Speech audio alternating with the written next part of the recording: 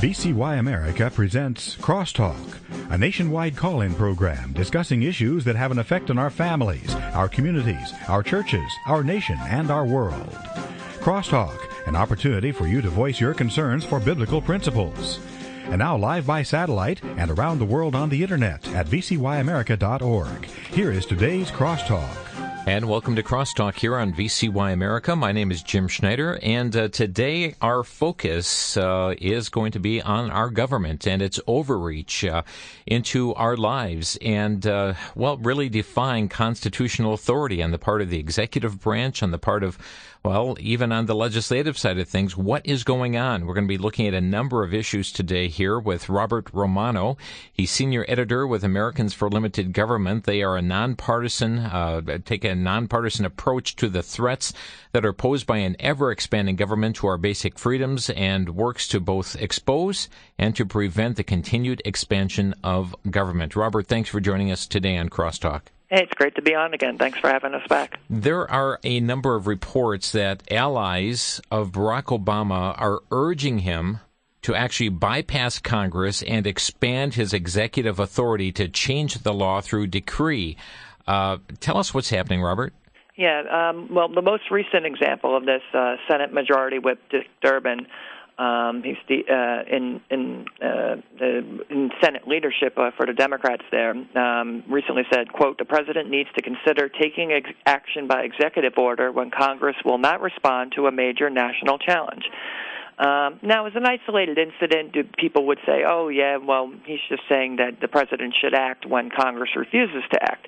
But on issue after issue, this has been happening. Obama, for example, pretended a congressional recess into existence to make appointments to the Consumer Financial Protection Bureau and the National Labor Relations Board in opposition to Congress, which hadn't gone into a recess. How can you have a recess appointment without an actual recess? He actually modified the amount of the amount who could qualify for a mortgage refi under the terms of the bailouts of Fannie Mae and Freddie Mac, although the law had only provided for 25% higher than market value, and they breached that over a year ago. And there's just issue after issue here. The Justice Department took on the role of a court and dubbed the Defense of Marriage Act to be unconstitutional. Now, wherever you stand on that issue, the Defense of Marriage Act is the law of the land, and the president's obligated to uphold it. The Environmental Protection Agency arbitrarily declared carbon dioxide a gas necessary for the existence of life to be a harmful pollutant that was irregulable under the Clean Air Act, and that could be a backdoor cap-and-trade type of deal that can just be imposed on the American people without any vote in Congress, and that is extremely problematic. What authority gives the president such power? None. This is supposed to be the separation of powers. Congress has the ability to make laws, not the president. The president can sign a law or veto a law, but that is his only role in the lawmaking process. Health and Human Services, they have seemed to go ballistic in writing policies for Obamacare, including the contraceptive mandate. Is this another agency that's out of control? We think so. I mean, again, and this is a First Amendment issue where Health and Human Services wants to force religious-based institutions that disagree with the practice to force them to pay for contraceptives for their employees. And I think that's, that's a violation of the First Amendment. I mean, whether you're for contraception or against contraception, I don't think any reasonable person thinks that we should be forcing those institutions like Georgetown University as an example, and it would apply to universities and hospitals, and specifically it's directed against Catholic institutions. I don't think we should be forcing them to go against their own teachings. I think that's kind of a violation of religious liberty there. Does an executive order have the force of law? Only if it's enforcing an actual law. There was nothing in the Obamacare statute about that particular issue. And on these other issues, I mean, Durbin's asking the president to basically implement the DREAM Act. That's been in front of Congress for years now.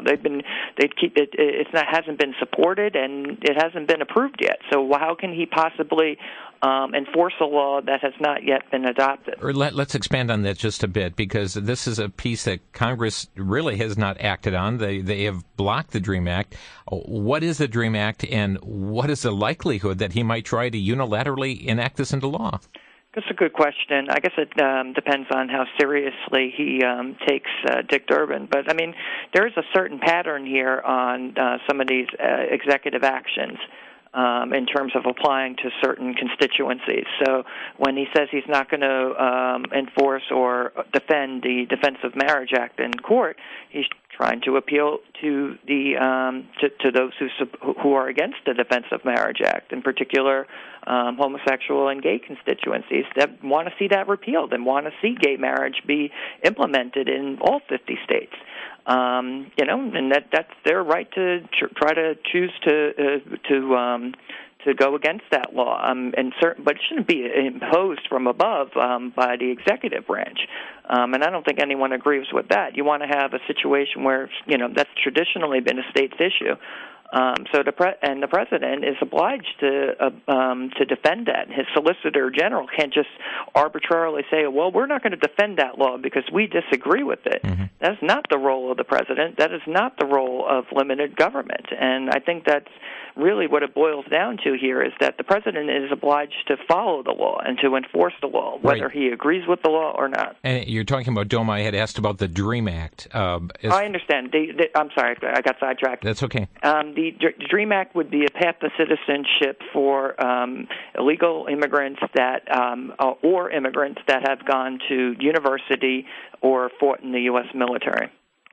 Okay, and is it likely that he might try? I mean, the rumors are that he might try and enact this unilaterally. Well, I mean, that's certainly what Durbin's asking him to do, and there would be a constituency there, too. I mean, for those who want to see that enacted. And in this case, I assume he would be trying to appeal to Hispanic Americans. And I think that's the appeal that Durbin's making there, where you have a predominant immigrant community coming from down south there. So I think that it's all political. I think that when Congress tries to block something, the president wants to say, well, I still support that, and I'm going to do everything that takes to get that done. And meanwhile, that's kind of trampling over the law in the process. So if he were to do that, it would most certainly violate the Constitution. And certainly this was something, Robert, that we heard even during the State of the Union early this year. If Congress doesn't act, I will. I mean, we heard that. We've heard that from his lips many times. No, there's a definite political appeal to that. People may find this outrageous, but the president's playing shrewd politics I think, on this issue and on all of those issues by appealing to those constituencies. Is it legal? No, but he thinks it's good politics, and I think that his political base, probably agrees with him. They want him acting on those issues. Each of those constituents groups that I mentioned there, they each want to see action, and if Congress is not doing it, the president's saying he will. The only problem is, that's kind of authoritarian. It's not following the how a bill becomes law from Schoolhouse Rock's video that we remember when we were children. Yeah, when a bill becomes a law. You had mentioned the EPA early on in your comments. Are rules that are set by agencies like the EPA, are they really violating the limited government principle that you set forth? I think so. That was actually a very specific case. The reason they were able to do that was a Supreme Court decision, which Massachusetts v. EPA from back in the 2000s, that allowed the EPA to regulate carbon dioxide under the terms of the Clean Air Act, although that law never applied it had nothing to do with carbon dioxide. It was for different types of pollutants, so it didn't even match the language of the statute didn't even match the type of gas that carbon dioxide is. So it was never intended to apply to it. Nonetheless, the by applying the court's decision in that case, saying that carbon dioxide is a pollutant. I mean, I got news for them. Carbon dioxide is, that's what plants breathe in, and they give us back oxygen, and this has been going on for, billions of years, and this is not an unusual process. Well, at least thousands anyways. Say, Robert, in a couple weeks, we are expecting the U.S. Supreme Court to hand down their decision on Obamacare. What are the implications of this decision? I mean, the president gave a stern warning to, regarding the Supreme Court. It seems like there's a continuous overreach into now the judicial branch as well, by his words anyways. What are the implications of this decision that's going to be handed down here? I think it could be quite sweeping, and there's about 3 different types of decisions. One is they uphold it. I'm not sure very many experts are predicting a complete upholding. In the very least, I think most people are expecting that the individual mandate forcing people to buy health care will be struck down, and it could be by more than just a 5-4 margin. And the reason I mention that is because such an unprecedented attempt at the use of the Commerce Clause to force people to engage commerce, the administration simply could not find a single example of the federal government having ever done that. And folks will say, well, what about car insurance? They force you to buy car insurance at the state level, and it's like, yeah, but nobody forces you to buy a car. It's more like licensure. Like if you want to drive your car, you need a license. If you want to drive on the roads, they say you also need some insurance. You also need to have the car registered and all of that. You also have to have vehicle emissions tests and all of that. And that's the rules of the road if you want to get on the road and if you want to take your car out. But nobody's forcing anyone to buy a car. In this case, nobody's ever forced anyone to buy health care before. Except for the state of Massachusetts. That's the only example I think that you can point to, but that has not really been tested on a Commerce Clause basis by the federal government. So, and it could go even further where, because the law was constructed with the individual mandate in mind, which the pharmaceutical and insurance companies supported, was on the basis that they were going to get more revenue. You have guaranteed customers. And so why wouldn't they support that? That's more money in their on their bottom lines. But without the individual mandate, they don't have the guaranteed customers anymore. So now they're not going to have a way to pay for all of the additional provisions that the health care statute would have provided for. For example, the expanded coverages that you'd have to provide for folks with pre-existing conditions. There was a cost there. And there's several regulatory costs of, for example, implementing the insurance exchanges, and and there's a mountain of regulations. Yeah, and do you anticipate, Robert, that if the Supreme Court does make a ruling in opposition to the president's belief on this Affordable Care Act, do you think we'll see, by use of executive order, the implementation of some of the tenets of what is known as Obamacare? Perhaps. I mean, I guess it depends on which parts of the law survive. I would note that when Judge Vinson out of Florida had struck down the health care law in full, the Obama administration did not ask for a stay decision and still was implementing regulations in spite of the court ruling. Typically what happens in this process is that, so if they've already done it once, so why wouldn't they keep issuing regulations again, even if the court says so? Robert Romano is our guest today, senior editor with Americans for Limited Government. We're talking about government's overreach today. We'll be back in just 1 minute. This is Crosstalk on the VCY America Network.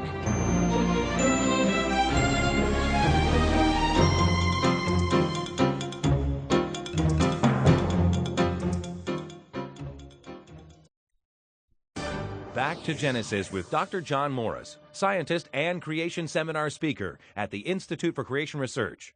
Dr. Morris, which is the fiercest predatory mammal? Chris, scientists have studied the skulls of both living and extinct mammals to see which one had the strongest jaw muscles and the biggest bite, thus what they were capable of in terms of fighting and killing.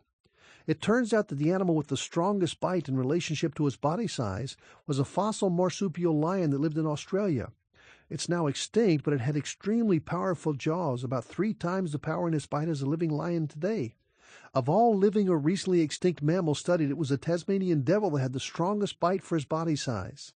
Chris, a lot of things have changed since their very good back to Genesis status. If you want to know more about the creation evolution issue, visit us on the web at www.icr.org.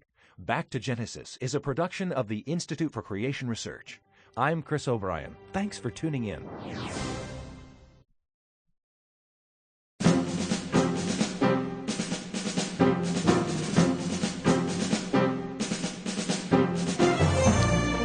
Government's overreach, our topic here today on Crosstalk. Our guest is Robert Romano, senior editor with Americans for Limited Government. You had mentioned this Clean Water Act, Robert, and earlier this week on Crosstalk, we spoke about some of these drones that are actually flying over fields in Nebraska and Iowa looking for farmers' violations of the Clean Water Act. And then the Washington Times had a story out this week about lawmakers working to block an unprecedented power grab by the EPA to use the Clean Water Act to control land alongside ditches, gullies, and other spots by claiming the sources are part of the navigable waterways. I mean, that seems like an overreach to me. Absolutely, and this has actually been long-standing dispute between the EPA and just about anyone who has a puddle in their backyard that they want to issue these compliance orders on. There was a recent case in the Supreme Court, actually, where they found in favor of the defendants who they were trying to regulate. I believe out of the state of was it Utah? Don't quote me on that. I'm on the air, of course. Mm-hmm. But they found in favor of the plaintiff, of the defendants, and the EPA cannot simply issue a compliance order. They actually have to go through a legal process where they would be regulated under the terms of the Clean Water Act if there was a finding in court that they actually were on a navigable water. This family actually happened to be slightly inland away from a lake, so I think it's kind of, I mean, if they're going to regulate every water in your bathtub and say, well, it all flows back to a navigable water, therefore it's regulable, well, then that's just about every square inch of the country that they could regulate under the terms of the Clean Water Act, and I'm not sure that was the intent. When people think of a navigable water, it's something you can get a boat through. Right. And by all accounts, the people on this land couldn't even get a toy boat to navigate to their house. Wow. Robert, are any other areas that you've noticed where the president has acted without congressional approval, or areas of which Americans for Limited Government is concerned that the president may act without congressional approval? In addition to what he's already done? Yes.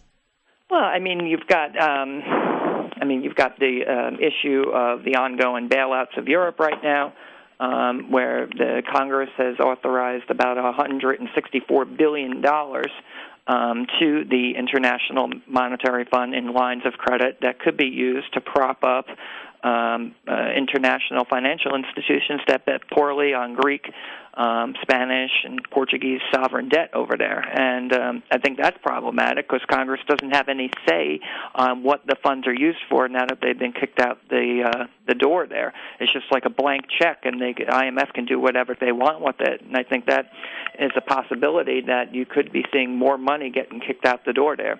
Altogether, we've already given about $32 billion in loans to through the International Monetary Fund. About $24 billion has gone to Greece, Portugal, and Ireland, and I assume more will be on its way to Spain now.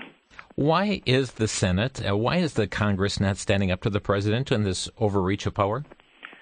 I think it's easier to have an executive, but politically, they can kind of absolve themselves of responsibility. Another good example was the Dodd-Frank legislation, which created a permanent bailout fund administered by the FDIC and the Federal Reserve, where Congress doesn't have to have any more messy votes to bail out the banks. They'll just do it behind the scenes when nobody's looking, using assessments that are levied on bank holding and insurance companies, which gets passed back on to consumers of financial products in the form of higher ATM fees or higher insurance premiums. We'll pay for those bailouts one way or the other when they start tapping into the funds, and Congress doesn't have to have a messy vote. So I think there's actually a political incentive to avoid responsibility for controversial issues by passing the buck on to a president or faceless bureaucrats that can just act with the blanket authority or no authority. Oh, and I remember hearing those congressmen talk about those big bad banks out there and putting, just clamping down on them. Meanwhile, there's not a soul here in America that's not seeing letters from their banks increasing fees for just about everything you do, and seeing those fees on the increase, and it all stems back to this action that Congress took earlier in this Banking Act. If Congress is refusing to act on this power grab, people like me wonder, well, what can I, as an average citizen, do? Is there anything we can do, or do we have to just sit back and let it all happen? That's a very good question. What can you do? I mean, members of Congress still have the authority constitutionally, and they still have the power to make laws. And presumably regulations or executive actions beyond the scope of constitutional authority could be reined in by an act of Congress. It's going to require the courage of their convictions of members of Congress to put those laws to effect and to try to get them passed. I mean, there's a big process involved with making laws, and it's definitely a lot harder to repeal an arbitrary executive action than it is for the president to just go ahead and willy-nilly doing what he wants. But that doesn't mean we got to sit by and let it happen. It's a very bad precedent, and I think if the shoe were on the other foot, Democrats would be crying foul of a Republican president who, and they were calling George W. Bush an imperial president. They had plenty to say about when the NSA was doing the terrorist surveillance program, and there really wasn't a congressional authorization for that. So I think that when it serves partisan interest, perhaps the parties get all up in arms, but perhaps we should just have a process where either the president's following the law or he isn't following the law. And we don't think about the partisan nature of if a Republican does it, it's okay, and if a Democrat does it, it's not okay, or vice versa. I think that maybe that's how we kind of get into this problem where you only have one party that's going to hold the president accountable. Why doesn't Congress hold the president accountable for the laws that he's supposed to be enforcing? And not creating. So I guess our role at this point then can be a burr under the saddle for our delegation, and at the same time speak up at the ballot box come November. Right, and even if you vote for somebody, but then they start doing the same thing, you got to hold them accountable too. I think that's where maybe the process can get a little more productive by the American people. I want to bring up some other issues with you here, Robert. We're speaking with Robert Romano from Citizens for Americans for Limited Government. Robert, just recently it was announced that Attorney General Eric Holder will be leading the investigation into the White House national security leaks. Why does this concern you? Well, right now we're in a situation where during the Bush administration, when they had the Valerie Plame CIA agent who was outed, and they were going to investigate that, the acting attorney general at the time appointed Patrick Fitzgerald, a U.S. attorney, complete authority, in essence made him the attorney general on that issue, with very wide-ranging powers to proceed under the basis of being a special counsel. In this case, you have national security information which has been leaked by the White House, apparently, for political purposes to make the Obama administration appear to be tougher on certain war on terror-related issues. And that's just unconscionable, that you would have national security secrets being leaked for political purposes for the re-election campaign. So they need to get to the bottom of that, but I think that there's going to be a big conflict of interest if the two attorneys in this case have to report directly to Holder, who reports directly to Obama, who, for all we know, was the one who originated the leak. Only very few people knew the information that was leaked, and they're either in the intelligence community or they're in the White House Situation Room, and that's extremely problematic. It could have been a part of the president's briefing that the National Security Advisor gives to him. So, I mean, the people, this is the very top tippy top of the government here, and you can't just have these secrets going out to serve re-election purposes. They need to get to the bottom of this, but they're not going to do that, and they're not going to avoid the appearance of impropriety by having a political investigation and an exoneration when they exonerate themselves, essentially. You need an independent special counsel.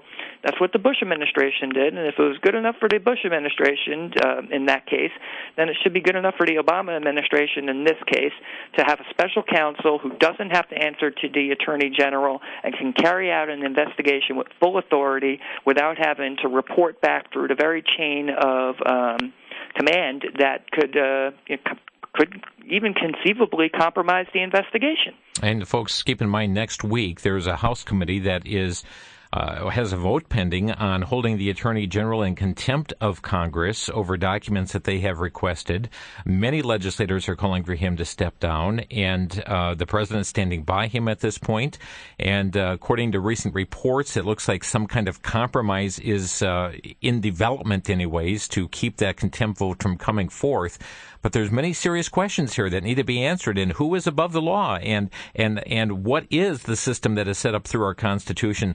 Another issue here, Robert, the president is taking heat over comments that he made last week in which he said the private sector is doing just fine, but the problem is that government jobs are not growing fast enough. What's your comment to that statement? There's only 23 million or so government employees nationwide. You have a labor force of over 140 million. We can't all work for the government. The private sector needs to be robust. It needs to be growing. We're already spending trillions of dollars every year on the government that we have, let alone trying to find work for the 27 million additional people, which is more people than even work for the government, who cannot find full-time work right now. That includes over 4.5 million people who have simply given up on looking for work since 2009. And I think that's extremely problematic. And the president, for what it's worth, the government sector has only lost about 400,000 jobs in this recession, whereas overall we initially lost over 8 million jobs.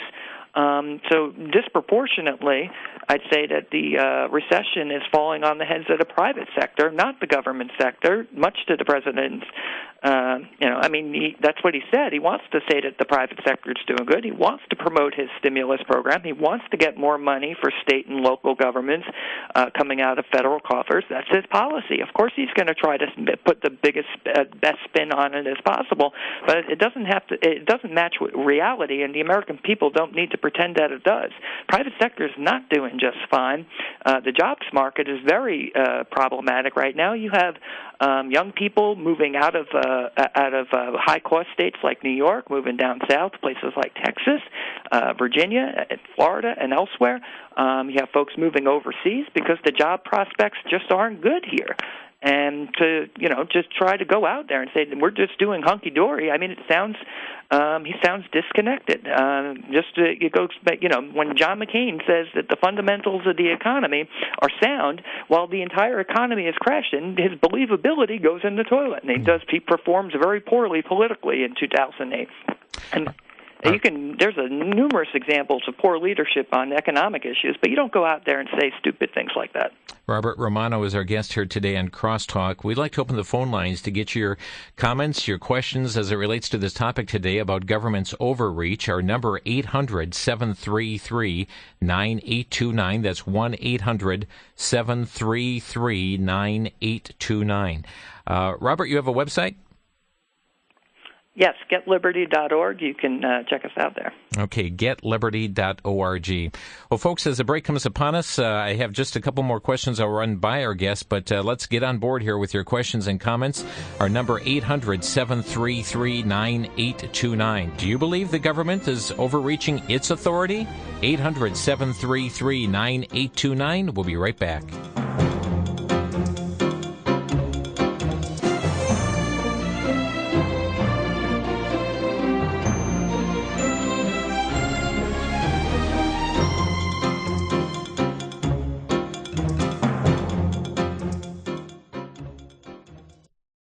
When it comes to the topic of origins, why shouldn't Christians accept millions of years? Couldn't God have used evolution? What about the gap theory? Could God really have created everything in 6 days? Cain's wife, who was she? Was there really a Noah's Ark and flood? Why does God's creation include death and suffering? Over 24 diverse questions are addressed in the New Answers book, Volume 1. As a matter of fact, Ken Ham, the editor of this book, said that next to the Bible, this New Answers book, Volume 1, is the most important book for people to read and understand on the topic of creation and origins. Leading apologists answer these questions biblically and logically in a simple-to-read format, including charts and diagrams. Copies of the New Answers book, Volume 1, are available from VCY for a donation of $18 or more by calling 1-800-729-9829. That's toll-free, 1-800-729-9829.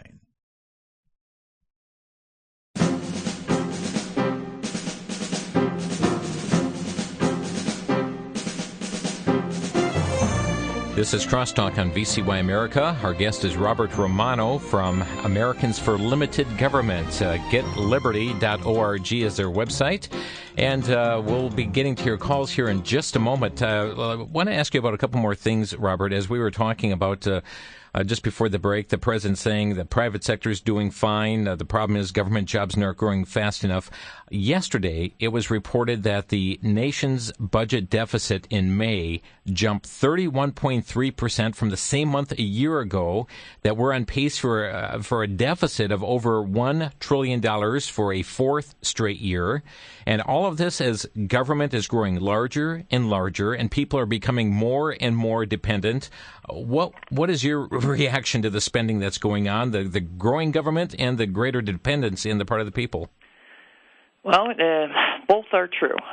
You definitely see huge increases in food stamps, for example, Medicaid, unemployment benefits. More people are on the government dole right now. The Making Work tax credit, the Earned Income tax credit have both been expanded. These can result in situations where people who have no federal tax liability are actually receiving checks from the government. So it's kind of like a backdoor welfare from the Internal Revenue Service. Just by merely filing a tax return, citizens can get $1,000 or thousands of dollars, I should say.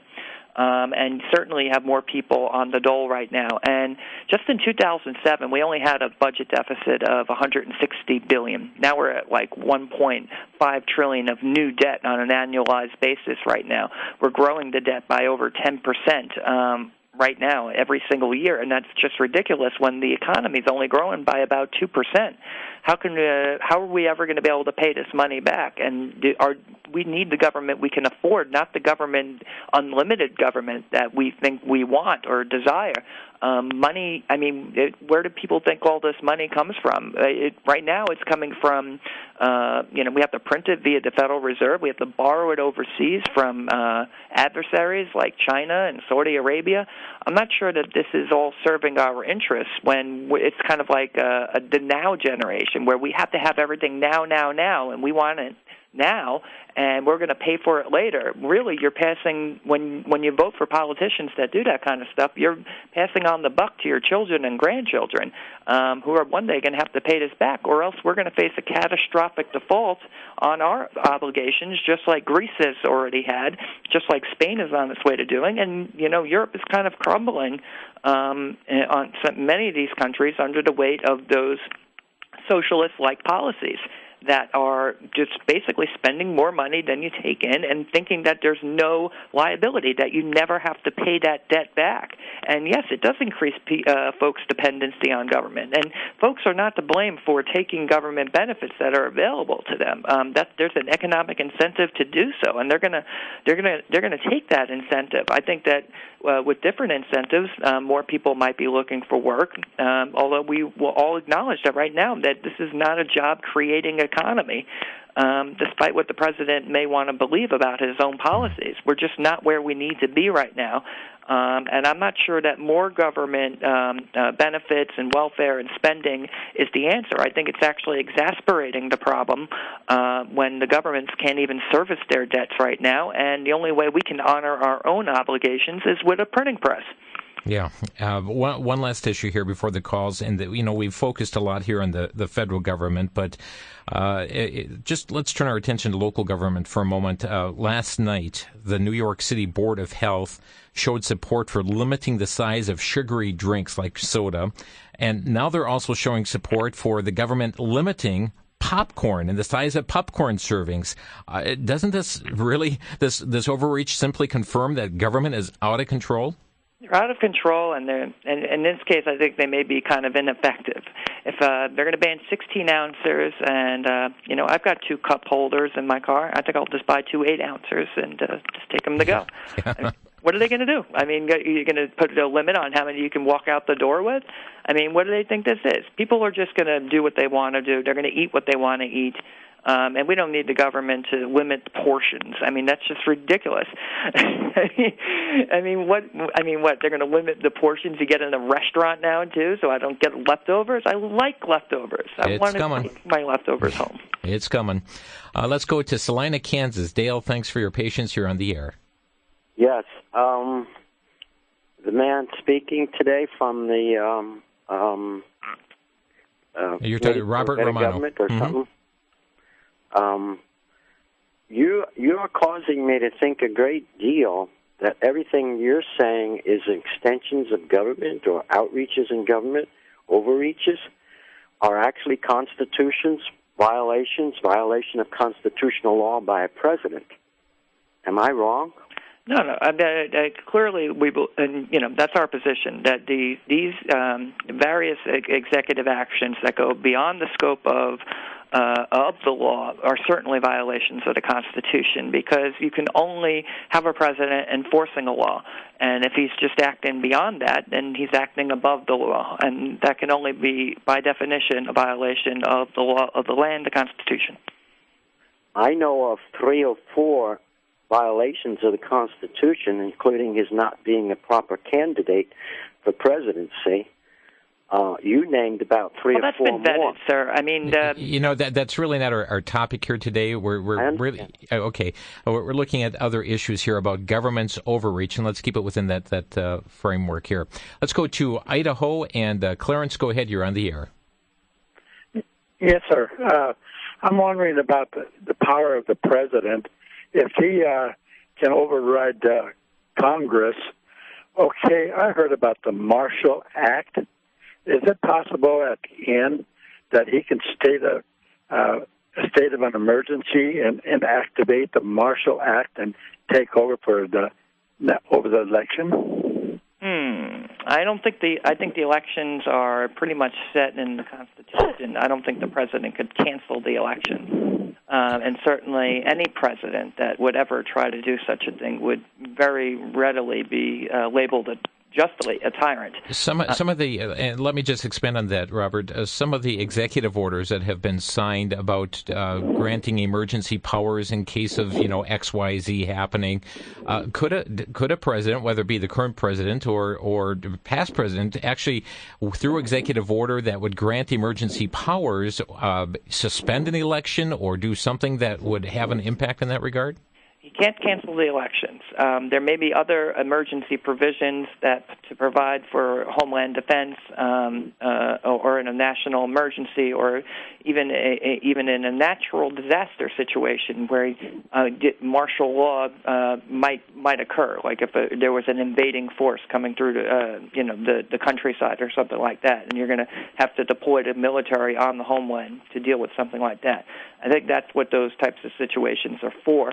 But even then, I don't think you could cancel the elections because those are provided for in the Constitution. And you can't have an executive order or any law of the Congress overriding the Constitution. I'm highly confident there will be elections this year and every year after that. Sure, but yet at the same time, we're talking about some of the very executive orders or actions by the president don't coincide with the constitutional powers that are granted to him. Fair enough. I mean, and like I said, any president that would ever dare try to cancel elections would justly be labeled a tyrant. And for that reason, I don't think this president or any president ever will try to do so.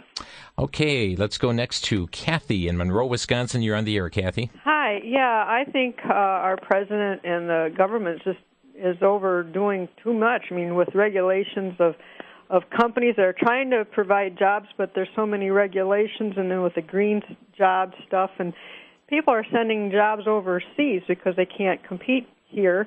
And I mean, and then with college, for instance, there was a topic where college graduates can't find jobs. So then he made a statement about, well, let's just pay people to stay in college. Well, what good is that? They keep printing out more money, to keep paying for this debt, and we're in the hole. I mean, and Scott Walker is doing what he promised to do about fixing the budget, but yet we have a federal government trying to dictate to the states what they're supposed to be doing, what they shouldn't do, and then they got the voter deal in Florida and then in Arizona. They're just trying to do what's lawful, but it seems like they're being sued by the government, for make it discriminatory, to... Yeah, and thank you, Kathy. You bring up a couple good points here. I mean, we have Arizona where we have illegal immigration laws there that the federal government is suing against them. We have in Florida right now, Robert, of course, you're familiar with,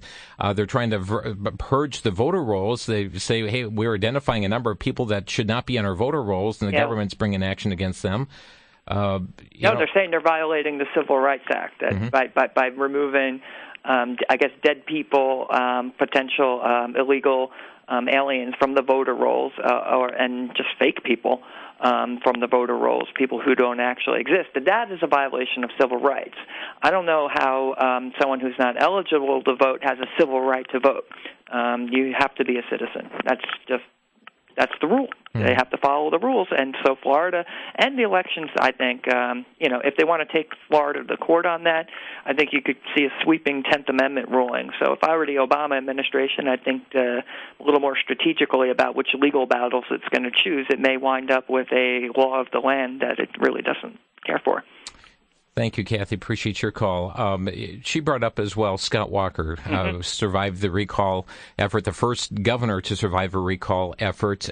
He's been looking to relax and do away with the burdensome government regulations in so many different regards here in the state. But your comments on what we saw as a nation last week as it pertains to this recall, the impact of the public unions and the like.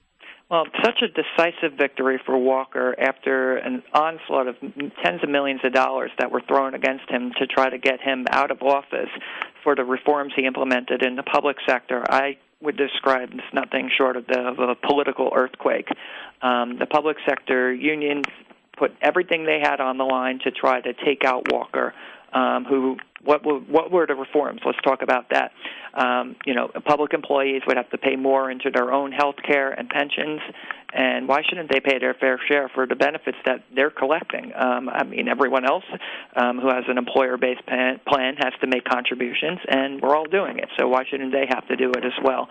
And certainly to the degree that they're drawing benefits from. And frankly, his reforms saved many jobs. It saved government jobs, and I think he did much better than in 2010. So I think that at least a few of those public sector union members must have voted for Walker as well, saying, hey, I'd rather have a job than trying to soak the taxpayers for money that they don't have right now. And these are tough times right now, and we're trying to find ways to save money. And, I think that you do need public sector reforms and collective bargaining. And people think, oh, that sounds nice. They should be allowed to collective bargaining.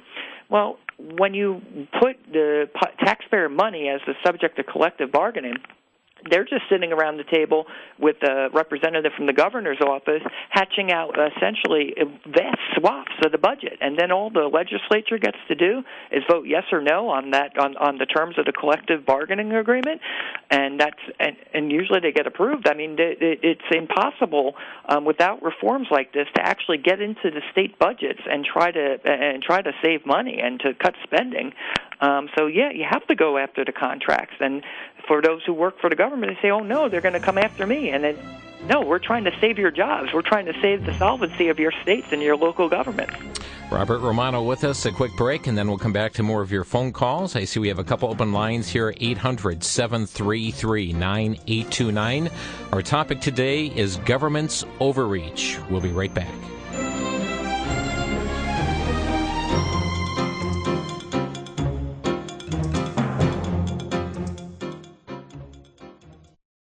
For the Worldview Weekend Minute, I'm Brandon House. Our website is worldviewweekend.com. Today we look at number 13 on our list of 20 characteristics of false teachers. Number 13, false teachers embrace moralizing.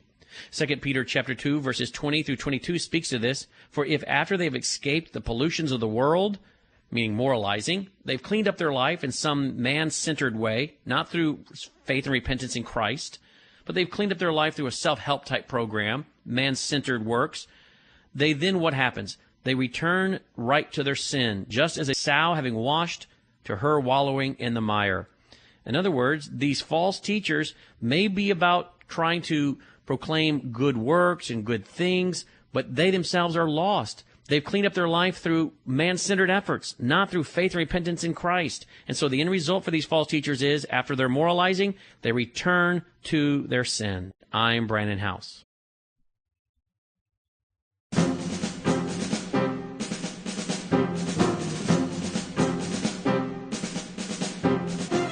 Government's overreach, our topic here today on Crosstalk with Robert Romano from the group Americans for Limited Government, taking a nonpartisan approach to the threats that are posed by an ever-expanding government to our basic freedoms, and taking your calls here at 800-733-9829 to Racine, Wisconsin. Lat, you're on the air.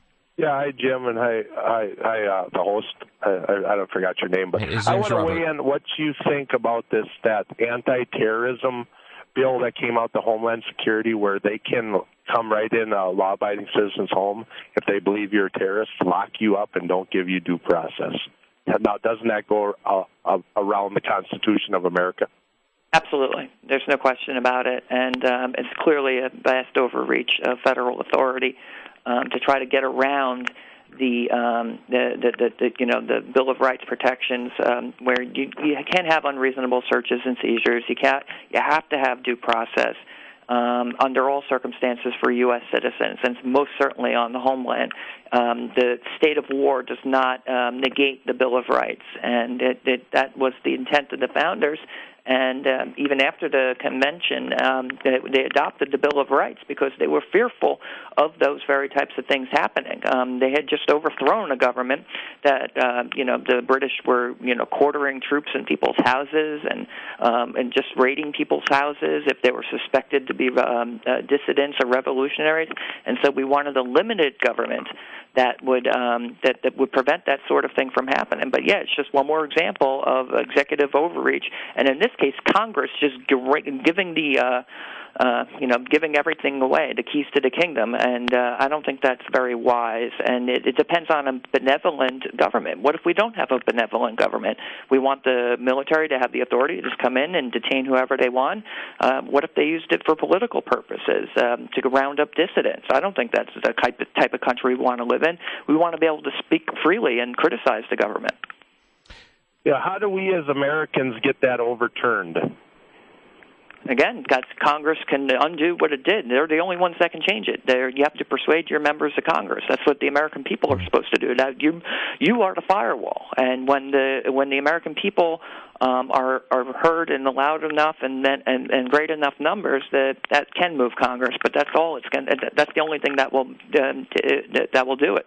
I mean, unless you're a very wealthy corporation and you can make big campaign donations, we got to hit the phones here. Mm-hmm. Thank you. Thank you, Lat. To Michael in Pensacola. Thank you for calling, Michael. Yes, sir. Good afternoon. Look here, this is my comment to make. You can't blame everything on Barack Obama. We don't. I agree. Well, here it is. Back when Nixon went to China, that opened up enterprises for a lot of American businesses to go overseas and produce stuff. And I remember back when Ross Perot ran for president in the early 90s, and he said to make this statement: if you continue on this trail, taking your business overseas, American businessman, a great sucking sound would be heard. There would be loss of jobs. And that is what we have had now.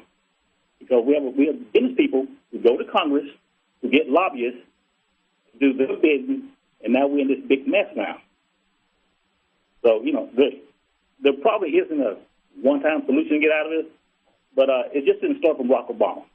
Well, and I can respond to that. Yes, no, go ahead. Clearly the economy crashed in 2008 before Obama even took office. And I think where we want to hold Obama accountable, and we should hold him accountable, is what has been done to remedy the situation since then. And does he even have a handle on the issue of what is going on in the job market right now when he thinks it's the government sector that's losing all the jobs and the private sector is doing just fine? No, we've lost millions of jobs out of the private sector, and we're not even keeping up with the growth rate of the population, let alone getting back the jobs that we lost in this recession. So I think that's the problem. And when the president's out there saying that the private sector is doing just fine, I think he sounds a little clueless. And what we have created, though, is a greater dependency on government in the last few years than what we've ever seen before. Absolutely. No, like I mentioned earlier, we're spending hundreds of billions more of dollars more on Medicaid, unemployment, the Earned Income Tax Credit, the Making Work Pay Tax Credit, and other programs that they say are for the poor, but really they've bled well into the middle class right now. And I think instead of investing that money into U.S. Treasuries that the financial institutions are forced to buy right now to prop up the government's debt, we could have that money, trillions of dollars every year, instead of going into government bonds, to be invested in the private sector, and that would create jobs if we just would borrow a little less from the financial system. Robert, if this is not curbed on a local level, a state level, a federal level, where are we headed? Insolvency. I think just look at Europe right now, and that is the future. I don't see a way around it. When the only way we can honor our obligations today is the printing press. When we hit very inflationary environment, instead of $5 a gallon of gasoline, maybe $6, maybe $7. When things become unaffordable, when your food budgets go through the roof, when people can't afford to feed their families, I think you're going to see some real trouble here. If you want to avoid inflation, you want sound money, you want to get the budget balanced eventually, and you want to be able to move forward with policies that are going to best lend themselves to prosperity instead of bankrupting the nation. People think we have all this money. We don't have this money. The only way we're meeting our obligations right now is by printing more money, and that's not where you want to be as a nation. That's where Europe is right now, and it leads to chaos. It leads to a breakdown of civil order. Then government can't even deliver basic services. So when you try to do too much, you end up not being able to do anything.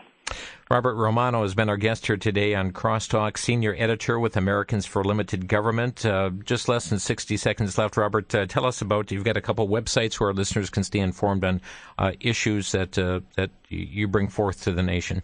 Absolutely. You can go to getliberty.org. That's GETLIBERTY.org to sign up for our newsletter in the lower right-hand corner of the front page there. You can also check out our daily blog, which has a host of material, cartoons, videos, and articles at netrightdaily.com. That's netrightdaily.com. netrightdaily.com and getliberty.com. Robert, thanks so much for being with us here today.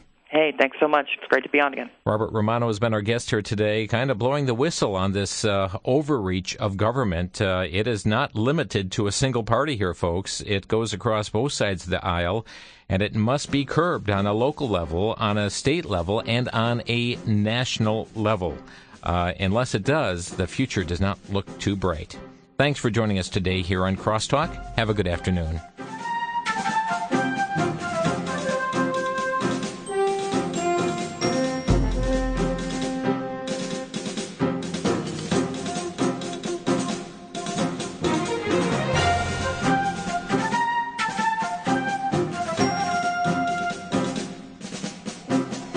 You've been listening to Crosstalk via satellite and the internet from VCY America. Views expressed may or may not be those of this station.